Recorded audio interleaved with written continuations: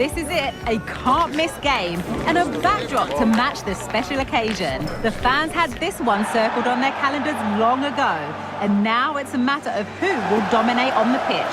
Big characters on the big stage. What a prospect.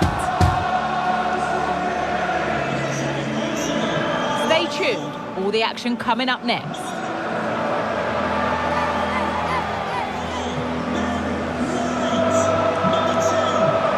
Hello, wherever you happen to be. A rainy scene here in North London.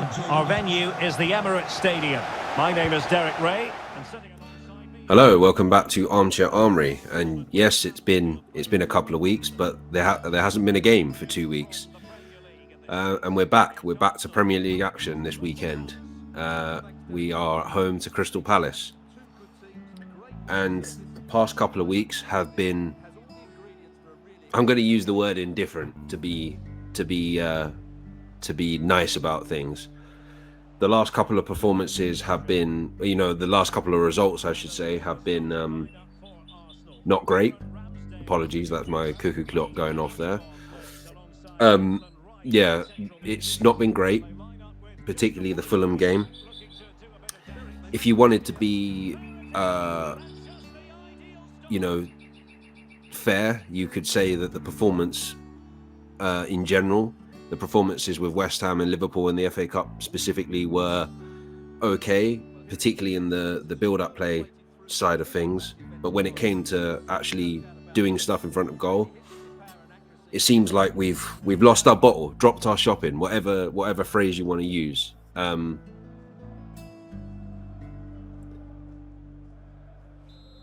Yeah, whatever phrase you want to use is basically where we're at the moment. And I think I mentioned I premiered a pilot of a new show that I want to try out, which is basically me just talking with no theme, just kind of talking about various things. And one of the things I spoke about was about my appearance on the Tom Canton's channel, the Gooner Talk TV, on New Year's Day, where we were speaking about the Arteta out hashtag trending again on X. And I'll repeat what I said. Probably this is the third time I'm repeating it now, but I think it's ridiculous that people are already calling for the manager's head. My main issue with it is that I think, because there were points where I was there. After Villarreal, I was there. After we got knocked out by Villarreal in the Europa League by Unai Emery's Villarreal, I was devastated. I thought it was embarrassing. It was an absolute embarrassment to get knocked out by the previous manager. And I thought to myself, and moments like when we got battered by City 5-0 in his first full season, I think, or his second full season, stuff like that was where I just had enough. I was like, yeah, this Mick Arteta's not the guy. Like, this was a mistake. And I was always skeptical because obviously he was coming from no managerial experience at all. He'd only been Pep's assistant for the last like 3 or 4 years or whatever. So I went in. So when he came in, I was like, I don't know how this is going to work. Like, how can you give such a big job and a big task as being the Arsenal manager? How can you do that? How can you give someone that's like had no experience at all that position? Because the club was on the floor when he took over. We'd have the latter days of Wenger. Don't get me wrong, like Arsene Wenger was a legend, is a legend. He's an Arsenal legend. He built on what George Graham started, or what previous managers, including George Graham, started, and he made it better. And he made us one of the best countries in the world for 6 or 7 years. And as it does with age, you can see it now with Jose Mourinho. Jose Mourinho has just been sacked from Roma, and I'm starting to think after he didn't do very well with Spurs and stuff like that, he's starting to come to the end of his reign as a top manager. And this is what happened to Wenger. Like, Wenger started when we got found out, when Wenger Ball got found out, he started declining, and Arsenal started declining. Like year on year. Yes, he still kept us in the Champions League, and he still kept us up there. but I can understand why fans had had enough. I mean, I wouldn't go as far as to say I'd had enough, but I knew it was time for him to go. I thought he was going to go after we won the FA Cup in when we beat Hull in the FA Cup. That's when I thought he was going to go. He was going to retire. And, you know, at that point, we started slipping down the table. We started, for the first time in our history, or in a long time, we'd gone into, well, in terms of Europa League history anyway, it was the first time we'd gone into the Europa League, and things weren't good, you know. You know, we were losing to teams that normally in previous years under Wenger we would batter. And then we move on. And at the time, you know, it was bittersweet. You know, it was a great send off for him. It was bittersweet because there was part of me that was like, this is the right thing to do. Because I remember when somebody told me, Stefan, who's been on this channel before, I was at work, and he was like, he ran over to me. He was like, "Oh, done. Wenger's leaving at the end of the season." And my first reaction was yes, and I literally did it in front of the entire office. So everyone thought I was like, Wenger out. I remember another guy that worked there came up to me when Arsene Wenger came to where I work, and he was like, "Oh, I know you're Wenger out, but Wenger's downstairs." And I was like, "I'm not Wenger out. I just thought I'm just sick and tired of the toxicity. I'm sick and tired of the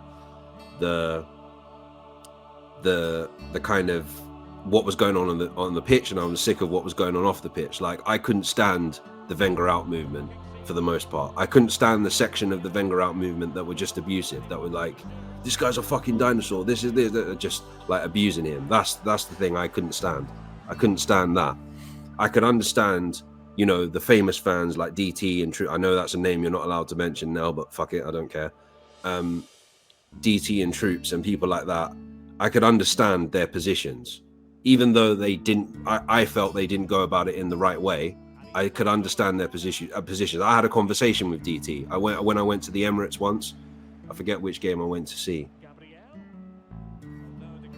Oh, it was an evening kickoff, I think. What was the game? Oh yeah, it was fucking. It was Köln, FC Köln in the Europa League when the Germans invaded us again.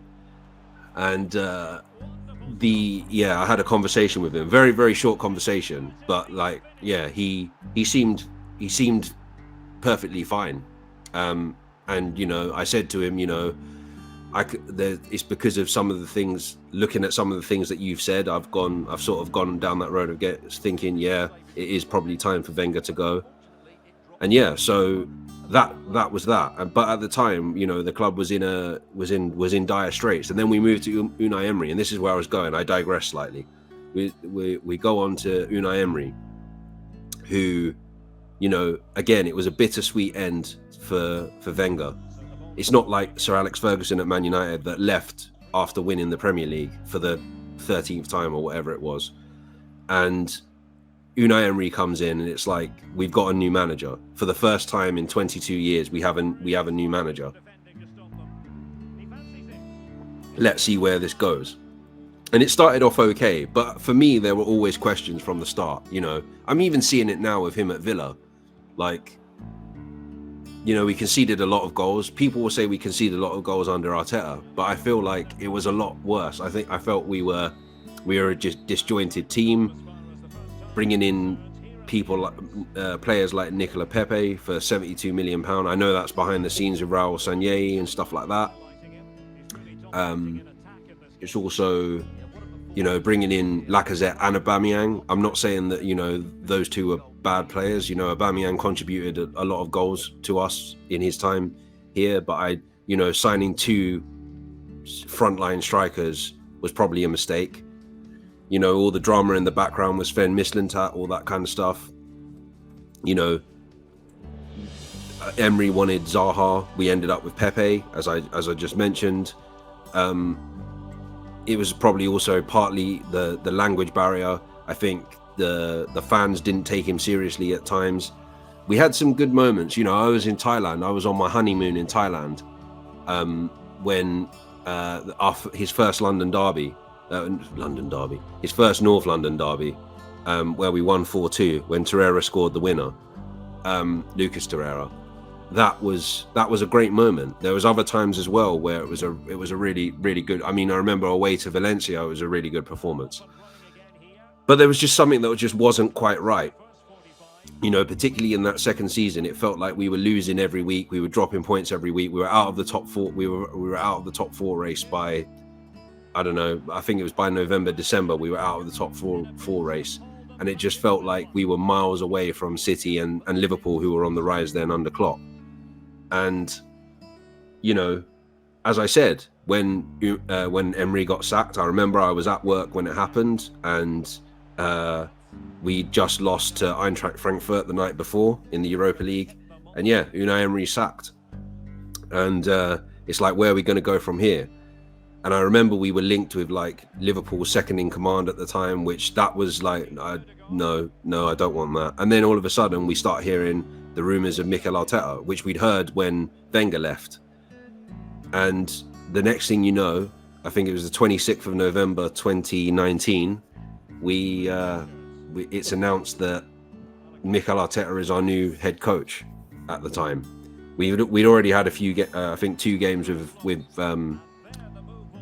with Freddie Ljungberg in charge, because he was coaching the youth at the time. And yeah, he came in for a couple of games.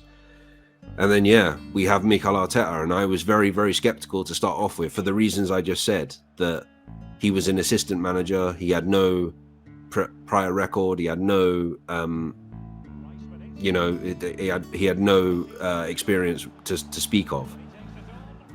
And, well, the one thing I noticed with when you watch teams that have changed managers, and in this, I think this happens across the board, even with kind of the mid-table and relegation teams.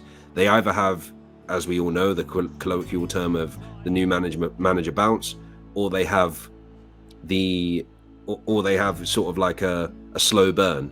So I think when Arteta came in, we were still playing Emery ball. We were still playing that Emery football, where we were conceding a lot, and you know, the backward, sideways, all that kind of stuff. And then we won the FA Cup, and that was where my mind changed. Well, that was where I started thinking, oh, maybe he's got, like, if he can win a trophy in his first half season, who knows where this is going to go, where this is going to go. But there was an inkling of hope. And then obviously we didn't have great seasons after that. I think it was his first full season. We lost to City at the Etihad 5-0. And that was, then my mind started waning, because I was like, the job's too big for him. I don't think this can happen. I don't think this is going to work. And when we lost to Villarreal, I don't think I was quite on the level of I want him out, because I don't ever become that reactionary. I normally just keep quiet, and it's like the writing's on the wall. You know, when you know the manager's time is up, you know. But I was like, the club aren't going to sack him. They're going to give him one more season. And that season for me was enough to allow him at least till the end of his contract, you know, because 2 years ago, 3 years ago, 4 years ago, we were nowhere near challenging for a title. And for the most part, we took City all the way until like 3 games left of the season, which is really disappointing. But there are negatives to Arteta. You know, I think he's quite stubborn. I think he's made a few mistakes in his time. Like, you know, I think the jury's out on Raya and Ramsdale. I don't think Aubameyang was necessarily a mistake, because I think if there's a player that's influencing other players to show attitude and be dicks, basically, then that can't be tolerated, in my opinion. I think some of the signings he's made has been bad, like Cedric, for example. I think Pablo Mari. I guess these were sort of bit part players that we needed to bulk up the squad with, because back in the days of Emery and the early days of Arteta, we had a super thin squad, and we had a bloated squad with too many players. And then when we eventually got them out, and we had to basically cancel all these contracts, lose all this money. Obviously, we're going to be penny pinching and trying to find the best with the least amount that we could spend. You know, you could say that at the moment Havertz is looking like a flop, even though I don't think he's played that badly in the short time that he's been here. I think he's been wasteful, but I don't necessarily think he's played badly. As I've said when Havertz got signed at the start of the season, I did say that people forget that in the first 2 years he was at Chelsea, he was actually good, including the time where he scored in the Champions League final. So yeah, it's an interest that I just realised this is going to probably take up the whole sim. So you're probably just going to have me talking for the rest of this. Where was I? Yeah, so I think from last season and winning the FA Cup, and rebuilding the entire team and creating and reinvigorating the fans and the culture at the club, I think he deserves respect and he deserves that time. And I think the fact that we lose 3 games in a row and people are like, yeah, he has to go. And people will say, yeah, but like, look at what Chelsea do. We don't want to be Chelsea. Yes, they've been more successful over the years, but we don't want to be Chelsea. I think they've done the cheat code thing, where it's like, oh, it's not going well, put Ancelotti there who will win them a title, or put Conte there who will win them a title, or something like that. They normally go for like one of the best managers in the world when they change managers most of the time. Previously, before kind of Graham Potter and Lampard, and now Pochettino, who's not doing too well. But yeah, and then you look at Man United. Like Man United, I think, in my opinion, if I was a Man United fan, I'd be like, yeah, the writing's on the wall for Ten Hag. But but they've kept with him, and I think they will keep with him. I don't know for how much longer, but I think they will keep with him at least for the end of the season. And he's lost 14 games this season, or 14 games this season so far. So yeah, I just think it's premature, and I think it's grifting. You got people like La Generalissimo over there in Spain running his mouth as if he knows what's going on, and it's like, no, you've always disliked the guy. You've always thought that he wasn't good enough. And as I said, I think I put a tweet out the other day where I said most of these people that are now calling for Arteta to go are essentially they've been waiting for 18 months for this. They've had these in their drafts. They've been sat there like waiting. The game goes, we win the game. Oh fuck, we can't do that.